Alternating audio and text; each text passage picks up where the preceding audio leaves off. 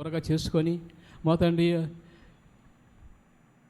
మాకు మా తండ్రి నీ వాక్యాల మీద మర్మాన్ని అనుగ్రహించి వాక్య పెరుగులో నేను ఆరాధించే వారంగా అటు కృప దయచేయమని నీ ఘనమైన నామను హెచ్చిస్తూ పూజిస్తూ ఘనత మహిమ ప్రభావాలు అర్పించుకుంటూ మా ప్రభువును రక్షకుడు విమోచకుడైన యేసు ప్రభు నామంలో ప్రార్థించి వేడుకుంటున్నాను తండ్రి, ఆమేన్.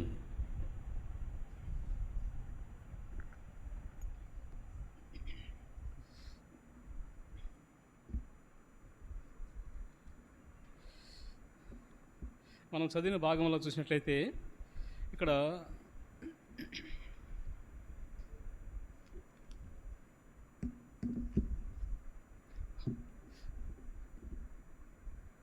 రోమపత్రికలో మొదట చదివిన భాగంలో దేవుడు ఆత్మ కనుక మనము ఆత్మతో సత్యముతో దేవుణ్ణి ఆరాధించాలి అనేది చూసాము. హెబ్రోన్ క్యాలెండర్లో కూడా ఈరోజు దినపాఠము అదే. కనుక దేవుడు ఆత్మ కనుక మనం ఆత్మతోనే దేవుణ్ణి ఆరాధించాలి. మన పెదవులతో ఆరాధిస్తాం. భౌతికంగా కనిపించేది పెదాలైనప్పటికీ కూడా దేవుని ఆరాధన ఎలా నుంచింటే లోపల నుంచి, హృదయం నుంచి రావాలి. అది దేవునికి ఇష్టమైన ఆరాధన.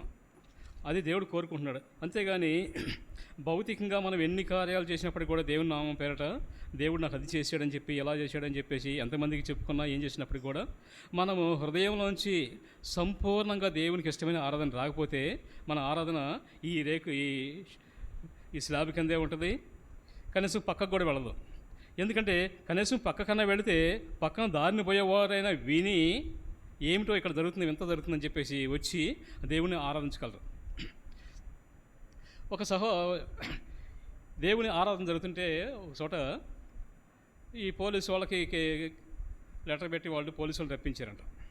పోలీసు వాళ్ళు వచ్చేసి ఈ మైక్ పెట్టే అబ్బాయి దగ్గరికి వచ్చేసి మైక్ ఆపరా అంటే వాడు ఇంకొంచెం ఎక్కువ పెట్టాడంట. ఆయనకి ఇంకా కోపం వచ్చేసి ఎదురు కూర్చొని బయట కూర్చున్న వాడలా వచ్చేసి ఇంకా వాడిని కొడతానికి వచ్చాడంట. వచ్చి పాస్టర్ గారిని నానా మాటలు దూషించేసి ఆయన వెళ్తుంటే పాస్టర్ గారు అలాగే నవ్వుతావు, మౌనంగా చిరునవ్వుతావు, నుంచుని చూస్తూ ఉన్నాడంట. సరే ఆ రోజు వెళ్ళిపోయాడు దూషించేసి. ఇక ఆవేశంతో ఉగ్రుడైపోయి వాళ్ళ డిపార్ట్మెంట్లో ఉండే సంగతి అంతే కదా, వాళ్ళు చిన్నదానికే ఎక్కువగా మొహంలో చూపిస్తారు వాళ్ళ కోపాన్ని అంతా కూడా. ఇక అది మించితే చేతుల్లో వెళ్ళిపోద్ది. అది మంచి చెడు తర్వాత విచారణ జరిగేది. కానీ ముందు మాత్రం వాళ్ళు ఆ రకంగా ప్రవర్తిస్తూ ఉంటారు. వాళ్ళ డ్యూటీ ధర్మం అది.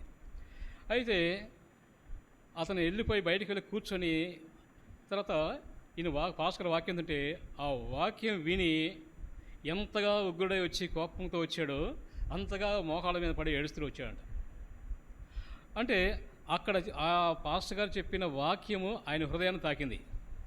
అంత కోపంతో ఉన్నవాడు వాక్యం మీద లక్ష్యం ఉంచడు, వినడు, కానీ ప్రతిదానికి విమర్శిస్తూ ఉంటాడు. అలాంటి వాడు ఇక్కడ ఎందుకు వచ్చాను, నేను ఇక్కడ ఏం జరుగుతుంది, నేను ఎందుకు ఎంత కోపపడ్డాను అనుకున్నాడో, లేకపోతే అసలు ఏం చూద్దాం లాస్ట్లో మళ్ళీ వీళ్ళంతా చూద్దాం అనుకుని కూర్చున్నాడేమో. కూర్చొని చూసి ఇంకా పోలీసు డిపార్ట్మెంట్ వాళ్ళు కొంతమంది బయట కూర్చున్నారంట. వాళ్ళంతా చూస్తూ ఉంటే ఇతను ఎందుకు ఇలా జరుగుతుంది అని చెప్పేసి ఆయన పరిశీలించి చూసినప్పుడు ఈయన వాక్యం అంతా చెప్పేటప్పటికల్లా వచ్చేసి ఏడుతా మోకాళ్ళ మీద పడి ఏడుతా కూర్చున్నాడంట.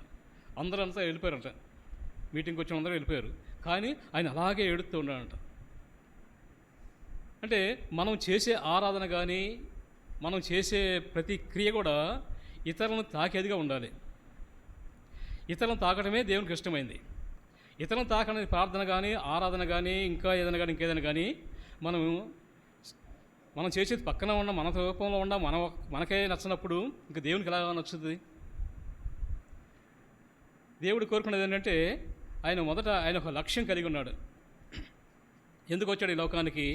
యేసు ప్రభు కంటే ముందు ఎంతోమంది వచ్చారు కానీ అంటే యేసు ప్రభు అలా స్థానంలో కాదు.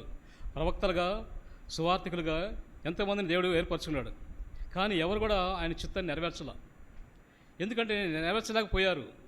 వీళ్ళు కూడా అంత ఇదిగా ఉండేవాళ్ళు. చూడండి ఎందుకంటే అలాగా జరిగిందంటే ఇర్మియా కూడా ప్రవక్తే. ఇర్మియా కూడా వాక్యం చదవడానికి వాళ్ళకి బోధిస్తున్నప్పుడు ఈ ఇశ్రాయేల్ ప్రజలు ఏమన్నారంటే 44వ అధ్యాయము ఇర్మియా గ్రంథంలో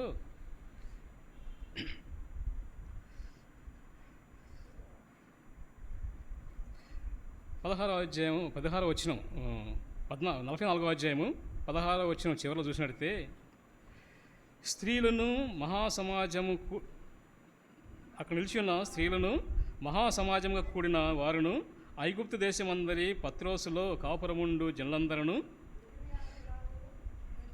ఇర్మీయాకు ఇలాగూ ప్రత్యుత్తరం ఇచ్చిరి. యెహోవా నామమును బట్టి నీవు మాకు ప్రకటించు ఈ మాటలను మేము అంగీకరింపము. మాకు దేవుడున్నాడు, మేము చేసుకున్నాము, మాకు తెలుసు. ఈ దేవుడము పరలోకం నుంచి వచ్చిన దేవుడు, సృష్టికర్త అయిన దేవుడు, అన్ని సృష్టించిన దేవుడు ఈయనైతే ఆయన మాట మేము వినము, ఆయన గురించి చెబితే మేము వినము అంటారంట. ఇవాళ మన స్వభావం కూడా, మన పద్ధతులు, మన పరిస్థితులు అలాగే ఉంటున్నాయి. ఎలా ఉంటే ఆయన గురించి చెప్తే వింటాము కానీ గ్రహించలేము, గ్రహిస్తాము కానీ అనుసరించలేము.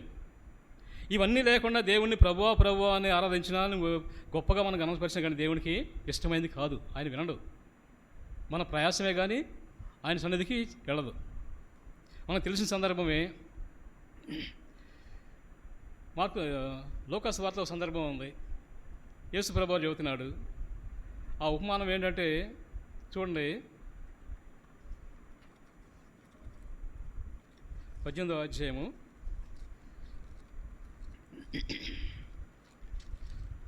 రక్షించబడిన మనము, మన గురి ఏమిటంటే మనం ఒక లక్ష్యం కలిగి ఉన్నాం కనుకనే రక్షించబడి ప్రభువుని బహిరంగంగా నేను యేసు ప్రభువుని అంగీకరించాను, యేసు ప్రభువుని సేవిస్తాను అని చెప్పేసి మనం బహిరంగ సాక్ష్యం ఇచ్చిన మనము ఎలా ఉండాలంటే, ఇక్కడ ఇద్దరు ఉన్నారు.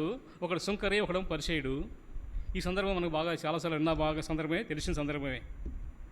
18వ అధ్యాయము, పేజీ నెంబర్ 70, కొత్త నిబంధనలో. ఇక్కడ 9వ వచనం నుంచి చదివితే,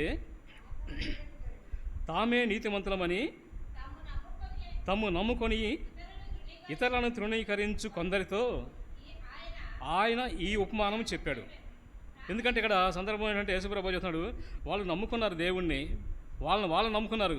దేవుని నమ్ముకున్నప్పుడు దేవుని మాట వింటారు. మనం ఒక వ్యక్తిని గౌరవించినప్పుడు ఆ వ్యక్తి మాట వింటాం. ఆ మాట ఆయన వ్యక్తి మాట వినప్పుడు మనం ఆయనకి గౌరవించినట్లు కాదు. అది యేసుప్రభువు కూడా అంటాడు.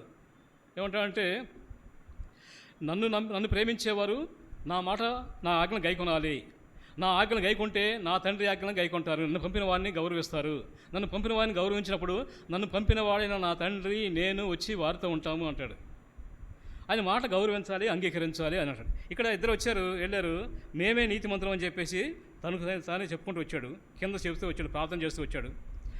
ప్రార్థన చేయడానికి ఇద్దరు మనుషులు దేవాలయంలోకి వెళ్ళి, వారిలో ఒకడు పరిచయుడు, ఒకడు సుంకరి. ఈ పరిచయుని యొక్క ప్రార్థన ఎలా ఉందో చూడండి. దేవా, చదవమ్మా.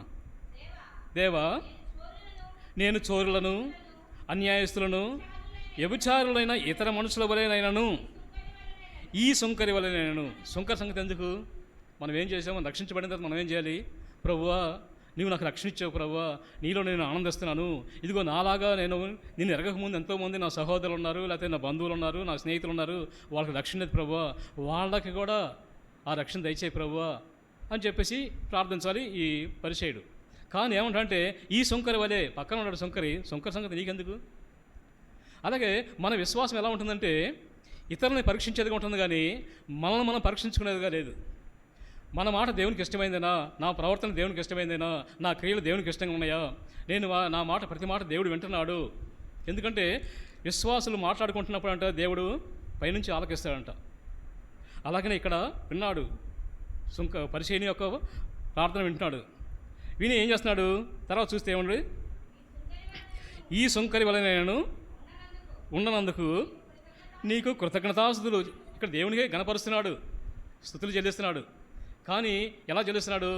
హృదయంలో కపటం ఉంచుకొని, లేదంటే హృదయాన్ని ద్వంద్వ స్వభావంతో ఉంచుకొని ఇతరులను విమర్శిస్తూ ఆయన దేవుని కనపరుస్తున్నాడు. మన ఆరాధన ఎలా ఉండాలంటే ఇతరులను విమర్శించడం కాదు. ప్రభువా, నా ఆరాధన నీకు ఇష్టంగా ఉన్నదా?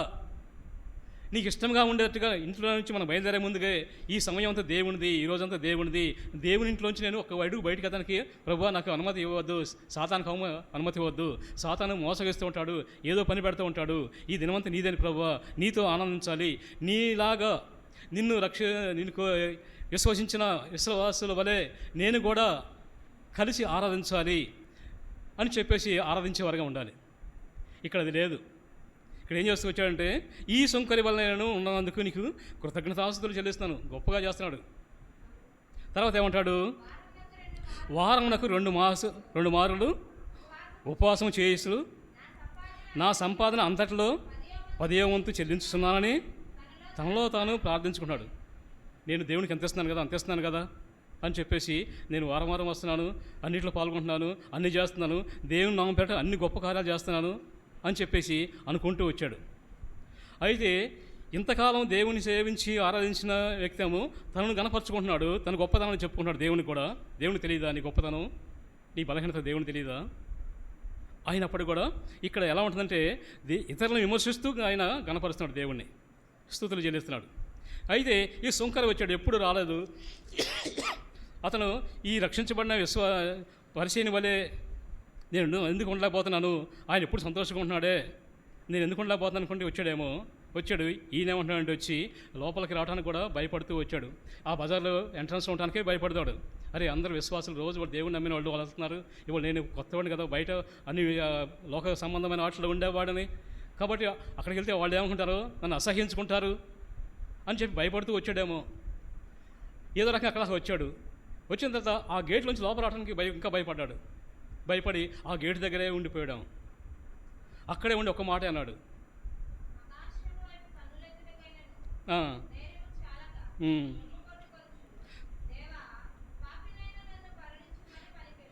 అది దేవునికి ఇష్టమైన మాట.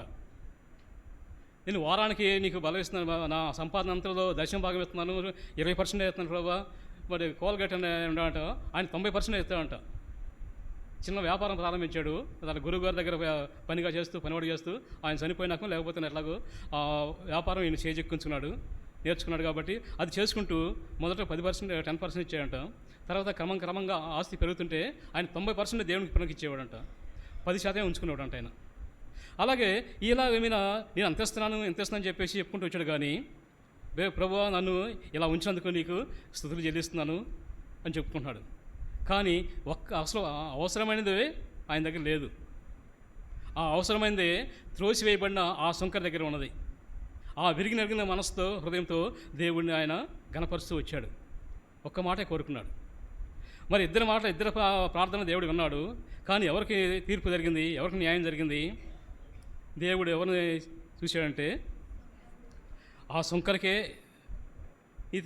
నీతిమంతుడిగా తీర్చి వెళ్ళిపోయినాడుగా ఉంటున్నాడు.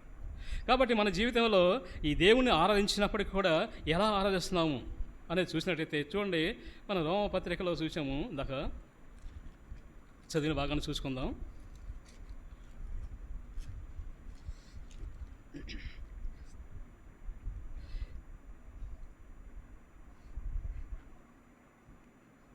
ఐదవ అధ్యాయము 6వ వచనం చదివినట్లయితే, ఎలయనగా మనం ఇంకనూ బలహీనమై ఉండగా క్రీస్తు యుక్త కాలమున భక్తిహీన కొరకు చనిపోయాడు. ఆయన ఎందుకు చనిపోవాల్సి వచ్చింది? మనం నీతిమంతులు చేయబడ్డాక చనిపోయాడు ఆయన కాదు కదా. మనం బలహీనతలో ఉన్నప్పుడే చనిపోయాడు. బలహీనతలో ఉన్నప్పుడే చనిపోయాడంటే ఆయన మన బలహీనతల నుంచి విడుదల పొందాలంటే నేను మరణిస్తే కానీ నా మరణాన్ని చూసి నేను ఎలా మరణిస్తున్నానో చూసి ఆ మరణం చూసి వారి హృదయం కరగాలి, వారు మార్పు చెందాలి అని నీతిమంతులుగా ఇప్పుడు పరిచయని వలె నీతిమంతులుగా తీర్చబడిన తర్వాత ఆయన చనిపోలేదు. మనం బలహీనతలో ఉన్నాము, ఎందుకంటే మానవుని హృదయం బలహీనమైనది. ఇంకోటి ఎలాంటిదంటే ఈ మట్టి నుంచి వచ్చిన హృదయం మట్టినే కోరుకుంటుంది, మట్టి భూ సంబంధమైన వాటి మీద మనసు ఉంచుద్ది. అందుకే ఇక్కడ ఆదికాండంలో ఒక మాట రాయబడింది 8వ అధ్యాయంలో, ఈ మానవుడు బలహీనుడు కాబట్టి మానవుడిని ప్రేమించి దేవుడు ఎందుకు బలహీనంటే అతని హృదయ ఆలోచన మట్టిలో తీయబడ్డాడు కాబట్టి ఆ మట్టి ఆలోచనలే, మట్టి కంపు ఆలోచనలే. కాబట్టి ఆ ఆలోచనలు ఎలాంటివి కాబట్టి వాళ్ళని ఆలోచన నుంచి తప్పించాలంటే చనిపోవాలి. ఇక్కడ రాశాడు 8వ అధ్యాయం 21వ వచనంలో చివరన, నరుల హృదయ ఆలోచన వారి బాల్యం నుండి చెడ్డదే, ఈ చెడిపోయిన హృదయాన్ని బాగు చేయాలి.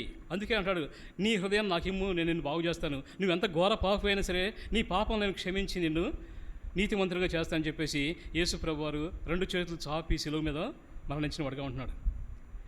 ఎందుకంటే ఆయన ప్రేమ ఎలాంటిదంటే అంతవరకు ప్రేమించాడు. ఈ బలహీనమైన మనము ఆయన ప్రేమను రుచి చూడాలని చెప్పేసి ఆయన బలహీనంగా ఉన్నప్పుడే భక్తిహీనతలో ఉన్నప్పుడే మనల్ని దేవుడు ప్రేమించిన వాడుగా ఉన్నాడు. ప్రేమించి ఆయన ప్రేమను రుజువు చేస్తూ వచ్చాడు. ఆయన ప్రేమను వెల్లడిపరుస్తూ వచ్చాడు. 8వ వచనం చూస్తే ప్రేమను వెల్లడిపరుచుతున్నాడు. దేవుడు మన ఎడల తన ప్రేమను వెల్లడిపరుచున్నాడు. ఎట్లంటే ఇంకా మనం బలహీనమే భక్తిహీనమే కాకుండా పాపములో ఉన్న వారమే. పాపంలో ఉండగానే క్రీస్తు మన కొరకు చనిపోయిన దేవుడిగా ఉంటున్నాడు. ఒక విశ్వాసి అంట రక్షించబడిన తర్వాత మనం ఇంతకుముందు ఇప్పుడు లేవని ఆ పొద్దులు రాసుకోవటం అనేవి ఇంతకుముందు చిల్లర కొట్లు ఏం చేయాలంటే వాళ్ళకి ఎప్పుడో డబ్బులు వస్తాయి, నెలకోసారి వస్తాయి, ఇది నా వ్యాపారంలో వచ్చినప్పుడు వస్తూ ఉంటాయి. వాళ్ళు ఏం చేశారంటే అన్న పొద్దు రాసుకో, నేను ఈరోజు తీసుకెళ్తున్నాను, ఈరోజు ఉప్పు తీసుకెళ్ళాడు, పలానా తారీఖున పప్పు తీసుకెళ్ళాడు, పలానా తారీఖున కారం తీసుకెళ్ళాడు, ఇలాగా రాసుకుంటాడు. ఆయన తీసుకెళ్తామే కానీ ఆ ఇచ్చేవాడు రాసుకుంటాడు. అవన్నీ ఇచ్చేవాడు రాసుకొని తర్వాత ఆ డబ్బులు తనకు వచ్చినప్పుడు ఇదిగో నువ్వు పలానా రోజు అని తీసుకెళ్ళావు అని చెప్పి మొత్తం లెక్కేసేసి చెప్తాడు. ఆ అమౌంట్ అంతా కూడా ఆయన కట్టి అది అప్పు తీర్చుకుంటాడు. అయితే విశ్వాసం అంట రక్షించబడిన తర్వాత మనం కూడా ఒక పొద్దు పెట్టుకోవాలంట, రాసుకోవాలంట. అది ఏంటంటే ఈ ఉప్పులు పప్పులు కాదు, లేక సంబంధమైన పనులు కానీ ఆ పనులు ఈ పనులు కాదు, కానీ విశ్వాసిగా నేను మారాను, నేను ఏ స్థితిలో ఉండి మారాను, బలహీనతలో ఉన్నాను, భక్తిహీనతలో ఉన్నాను, పాపంలో ఉన్నాను, జీవిస్తున్నాను, ఇవన్నీ కలిగి ఉన్న నేను మార్పు చెందిన తర్వాత నా ప్రభు నా కొరకు చనిపోయాడు, నేను ప్రభు కోసం జీవించుతాను కానీ తీర్మానం చేసుకున్నాను. మనం ఎలా ఉండాలంటే ఒక పొద్దు పెట్టుకోవాలంట, పుస్తకం పెట్టుకొని కఠినమైన ప్రేమను అలవర్చుకుంటూ ఆ పొద్దు రాసుకోవాలంట. రోజు ఒకటి ఏంటంటే ఈరోజు నేను నాకు ముఖ్యమైన శత్రువు ఎవరో ఆ శత్రువుని క్షమించాలి, నా ప్రభు నన్ను క్షమించాడు, ప్రభువునికి నేను ఎంత శత్రువుగా జీవించానో, ఎంత అవిధేయుడిగా జీవించానో, నన్ను రక్షించిన నా దేవుని వలె నేను కూడా ఒక పాపిని క్షమించాలి, నన్ను శత్రువుగా చూసేవాడిని క్షమించాలి, రెండో రోజు ఇంకొకరిని క్షమించాలి. ఈ రీతిగా రోజు ఒకరిని క్షమించుకుంటూ రావాలంట. అలా వస్తే మన విశ్వాస జీవితంలో ఈ భూమి మీద ముగించేటప్పటికీ ప్రభు విశ్వాస జీవితాన్ని ముగించిన తర్వాత పరలోకానికి వెళ్ళినప్పుడు అప్పుడు తెలుస్తాడంటే పొద్దు నీవు పలానా రోజు ఇంత కఠినమైన స్థితిలో ఉండి కూడా క్షమించావు, క్షమించి మరలా జ్ఞాపకం చేసుకోవాలంట. అందుకే వాక్యం కూడా రాయబడింది, నీకు శత్రువు జ్ఞాపకం వస్తే వెంటనే ఆగి నిలబడి ఆ శత్రువుని క్షమించి నాకు అప్పు చెప్పేసి నువ్వు ముందుకు కొనసాగు అంటాడు. అలాగా ఆ పొద్దునని మనం మరణించిన తర్వాత మరణించిన వారందరూ లేపబడతారు కదా, మళ్ళీ ఆ లేపబడినప్పుడు ఆ తీర్పులో మనకు తెలుస్తుంది. చూడండి, దానియేలు గ్రంథంలో ఒక మాట రాయబడింది, లేపబడతారా లేదనే దానికోసం. దానియేలు గ్రంథం 12వ అధ్యాయము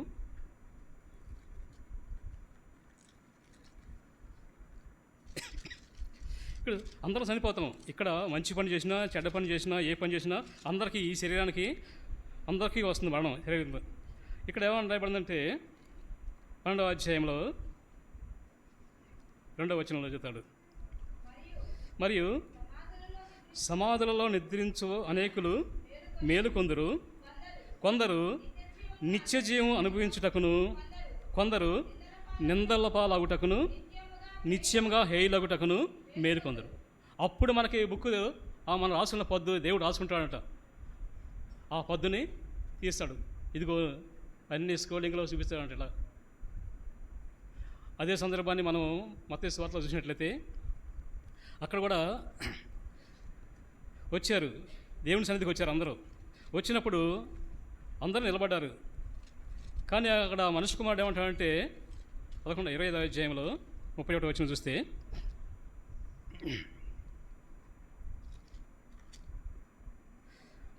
తన మహిమతో మనుష్య కుమారుడు ఆయనతో కూడా సమస్త దూతలను వచ్చినప్పుడు ఆయన తన మహిమగా సింహాసనం మీద ఆసీనుడై ఉండును. అప్పుడు సమస్త జనములు ఆయన ఎదుట పోగు చేయబడుదురు. గొల్లవాడు మేకలలో నుండి గొర్రెలను వేరుపరిచినట్లు ఆయన వారిని వేరుపరిచి తన కుడివైపున గొర్రెలను ఎడమ వైపున మేకలను నిలవబెట్టును. అప్పుడు రాజు తన కుడివైపున ఉన్న వారిని చూసి, నా తండ్రి చేత ఆశీర్వదించబడిన వారారా రండి, లోకం పుట్టినది మొదలుకొని మీ కొరకు సిద్ధపరచబడిన రాజ్యమును స్వతంత్రించుకోనండి అంటాడు. ఇక్కడ ఆ పొద్దు తెరవబడింది, పుస్తకం తెరిచాడు, వచ్చారు, అందరూ వచ్చారు, లోపలికి వచ్చారు. అందరూ లేచారు, సమాధిలోంచి వచ్చారు. వచ్చిన తర్వాత అందరూ వచ్చారు. వచ్చినప్పుడు ఇటు 2 పక్కల కూర్చుంటూ వచ్చారు. ఆయన ఒకవైపు చూసి ఉండవని ఏమంటే, లోకం పుట్టినది మొదలుకొని, నువ్వు రక్షించబడినది మొదలుకొని, నా తండ్రి చిత్తాన్ని నెరవేర్చుకుంటూ నా కొరకు జీవించావు కనుక నన్ను గణపరుస్తూ, నా క్రియలను అందరికీ వెల్లడిచేస్తూ, నన్ను ప్రకటిస్తూ వచ్చావు కాబట్టి, మీరు నేను చెప్పినట్టు చేసుకుంటూ వచ్చారు కాబట్టి, నా తండ్రి చిత్తాన్ని నెరవేర్చారు కాబట్టి మీరు ఆ పరలోక రాజ్యాన్ని స్వతంత్రించుకోండి అంట. ఇంకో గుంపు ఉన్నారు. వాళ్ళు ఎవరు? మేకలు అంటాడంట. ఈ మేకలు చూడండి, మేకలకి గొర్రెలకి ఎప్పుడైనా మీరు గమనించలేదు, గొర్రె తలకాయ ఉంచుకొని వెళ్ళిపోతే కింద తీసుకొని వెళ్ళిపోతూ ఉంటుంది, ఆహారాన్ని తీసుకెళ్తాయి. మేక ఎప్పుడు కూడా పైకి ఎక్కి చూస్తూ ఉంటుంది, ఎక్కడుందా అని చెప్పేసి ఆ ఆహారం ఎత్తుకుంటూ ఉంటుంది. అలాగనే ఈ గొర్రెలు లాంటి వాళ్ళు వాక్యాన్ని విన్నారు, గ్రహించారు, వాక్య పెరుగులో వారి జీవితాలను సరి చేసుకుంటూ దేవుని కోసం జీవించారు. ఎప్పుడు ప్రభు వచ్చినా నేను సిద్ధంగా ఉన్నానని చెప్పి జీవించుకుంటూ వారు ప్రభుని ఆరాధిస్తూ ఉండేవారు. ఈ మేకలు అంటూ ఉన్నారు, ప్రభు వస్తాడే, వచ్చినప్పుడు చూస్తానులే, అది తెలుసులే అని చెప్పేసి వారి ఇష్టానుసారంగా జీవిస్తూ ఇక్కడ లోకంలో ఉంటూ, దేవునిలో ఉంటూ, అన్నింటిలో కావాలంటూ వస్తూ వచ్చారు.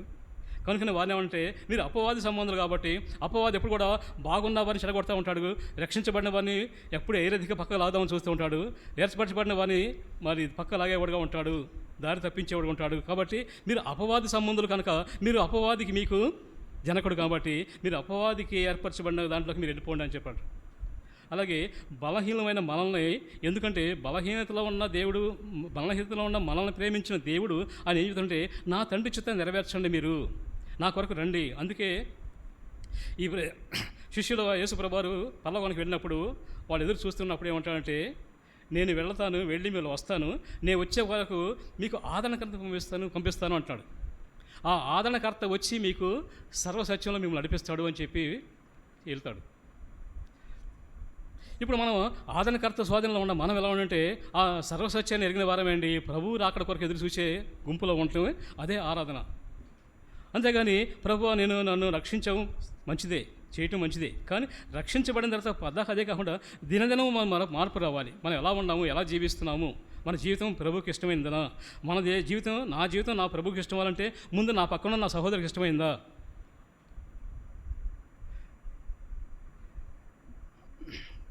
మరి నీ ఉదరంలో నుంచి పుట్టిన అన్ననో తమ్ముడినో ప్రేమించలేని వాడు మరి దేవుడిని ఏమి ప్రేమిస్తాడు? దేవుడిని ఏమి ఎరుగును? తెలియని దేవుడిని ఎలా ప్రేమిస్తారు? ఇది నిజమేనా అనే అనుమానం వస్తూ ఉంటుంది. అందుకనే ఆదాముని అవ్వలో తోటలో ఒంటరిగా ఉన్నప్పుడు, మరి ఆదాము నుంచి ఇద్దరు విడిగా ఉన్నారేమో ఆ టైంలో, మరి వచ్చింది అపవాదం వచ్చి ఏమంటే ఇది నిజమా అన్నాడు. ఇదేంటి, మేము బాగానే ఉన్నాం కదా అని ఆలోచన కావాలి వాళ్ళకి. ఎప్పుడు ఆలోచన కాబట్టి ఇది నిజమా అనగానే నిజమే అయ్యాడు. కాదు అని చెప్పేసి అక్కడ ఎప్పుడైతే మాట కలిపి అవ్వ వెంటనే అపవాదికి అవకాశం ఇచ్చాడు. గురి కలిగిన వాడై గురిలో నిలిచినట్టే వాళ్ళు తప్పిపోయేవాళ్ళు కాదు. అయితే ఆ తప్పిపోయిన వారు అప్పటి నుంచి కూడా, బాల్యం నుంచి కూడా చెడిపోయిన హృదయంతో ఉన్నప్పటికీ కూడా దేవుడు క్షమించుకుంటూ వచ్చాడు.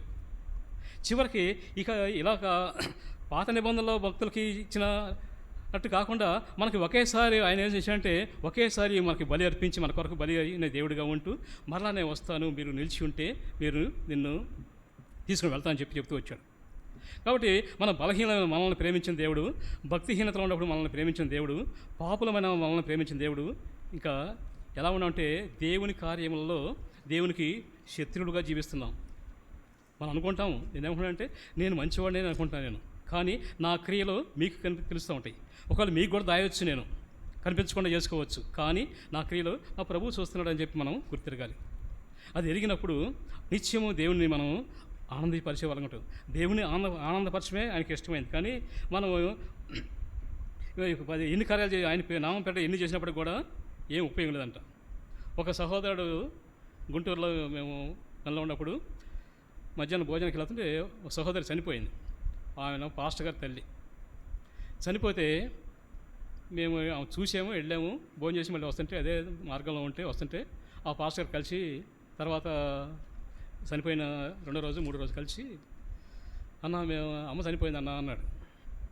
అవును చూసాము, మేము మొన్న వచ్చాము, చూసాము, అమ్మను చూసాము అన్నాం. ఆయన అన్నాడు, అమ్మ పేట నేనేం చేయట్లేదన్నా అన్నాడు.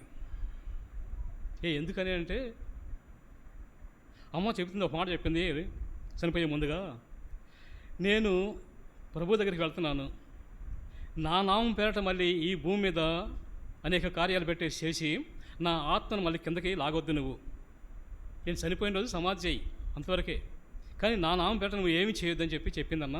అందుకే అవి ఆమె కోరిక మేరకు నేను చేయట్లేదు.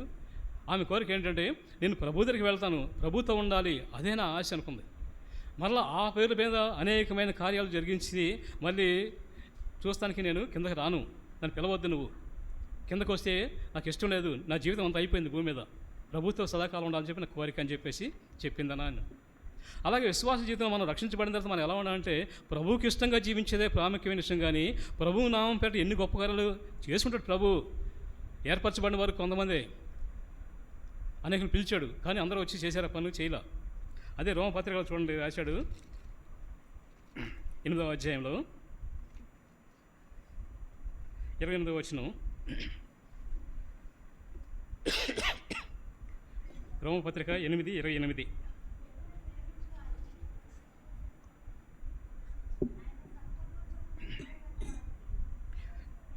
దేవుడిని ప్రేమించు వారికి, అనగా ఆయన సంకల్పము చొప్పున పిలువబడిన వారికి మేలు కలుగుటకై సమస్తమును సమకూడి జరుగుతున్నవని ఎరుగుదము.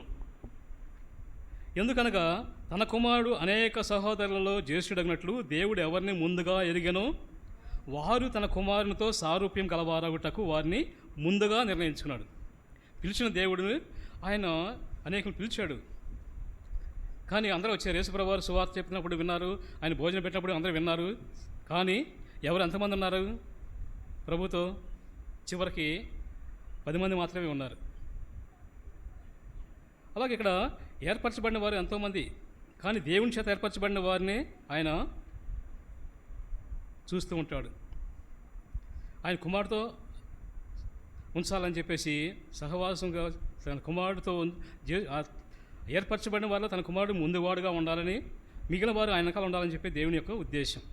అలాగే మనం కూడా దేవుని చేత ఏర్పరచబడిన వారి గుంపులో ఉండి ఆయన సారూప్యం కోసం రావడానికి కోసం దేవుడు మన కోసం శ్రమపడ్డాడు, మరణించాడు. ఆయన కుమారుని బలి అర్పించి ఆయన రక్తం చేత మన ప్రతి పాపం కడిగి నిత్యము ఆయన కోసం కనిపెట్టుకునే వారిగా ఉండటం కోసం ఆదరణకర్తను పంపించిన దేవుణ్ణి మనం జ్ఞాపకం చేసుకొని మనం దేవుని గణపరిచే వారంగా ఉండాలి.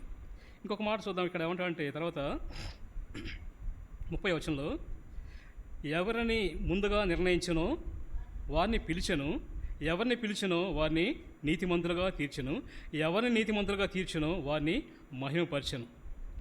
ఈ రీతిగా మనం పిలువబడిన మనము దేవుని పిలుపుని విని వచ్చిన మనము నీతిమంతులుగా చేర్చబడిన వారు, ఎవరిని నీతిమంతులుగా దేవుడు చేర్చాడో వారు దేవుని మహిమపరిచేవారుగా ఉండాలి. అలాగే మొదటిగా నువ్వు బలహీనతలో ఉన్న నిన్ను రక్షించిన దేవుడు, మరి ఆ భక్తిహీనతలో ఉన్న నిన్ను ప్రేమించిన దేవుడు, మనం ఆ భక్తిహీనత నుంచి బలహీనత నుంచి మరి దేవునికి శత్రువుగా జీవించిన జీవితం నుంచి మరి విడుదల కలుగు చేసి రక్షించిన దేవుని మనం జ్ఞాపకం చేసుకొని మనము దేవుని ఎరిగిన తర్వాత మరలా వెనకకి వెళ్లకుండా లోకంలో ఉన్నప్పుడు శరీరానుసారంగా జీవించిన వారం, కానీ దేవుని ఎరిగిన తర్వాత ఆత్మానుసారంగా జీవించాలన్నాడు. ఇదే రోమపత్రికలో 8వ అధ్యాయంలో అంటే శరీరానుసారులు శరీర విషయంలో మనసు ఉంతురు, ఆత్మానుసారులు ఆత్మ విషయం మీద మనసు ఉంతురు. మనం ఆత్మానుసారంగా నియమించబడిన మనం దేవుని చేత మహింపరచబడిన మనము ఆత్మానుసారంగా జీవించి దేవుణ్ణి మహింపరచవలసిన వారిగా ఉన్నాం. ఇంకేమంటా అంటే శరీరానుసారమైన మనసు అంట మరణం అంట. పరిచయుడు ఏర్పరచుకున్నాడు. పరిచయుడు దేవుని ఆరాధిస్తూ వచ్చాడు, గణపరుస్తూ వచ్చాడు. కానీ ఆయన మరి పరలోకానికి వెళ్ళాడా? దేవుని చేత తీర్పు పొందాడా? మంచివాడు అనిపించుకున్నాడా?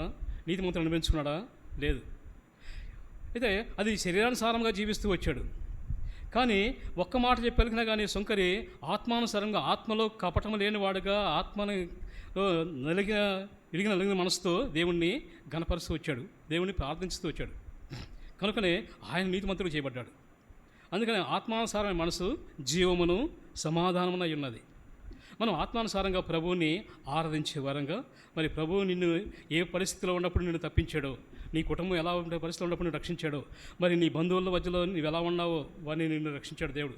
అవన్నీ ఎరిగి మనం దేవుని మరి ప్రేమించే వారంగా, దేవుని యొక్క ప్రేమకు మనం పాత్రలమయ్యి మరి దేవుని చేత శాశ్వతమైన ప్రేమను పొందుకునే వారంగా, పరిచయుడు పొందుకోలేకపోయాడు, సుంకరి పొందుకున్నాడు ఆ ప్రేమను.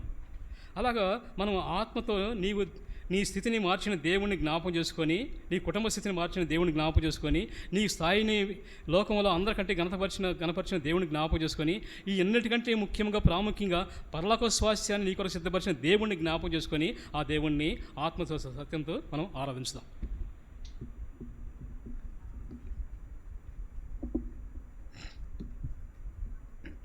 మనం పాట పాడుకున్నప్పుడు సండే స్కూల్ పిల్లలు సండే స్కూల్కి వెళ్తారు. ముందుగా సండే స్కూల్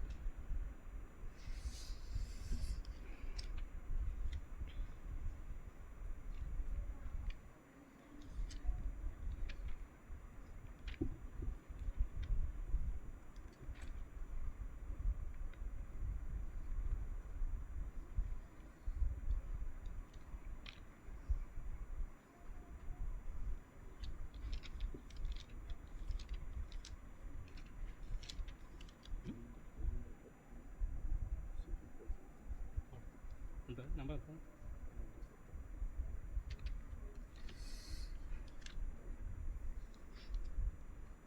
2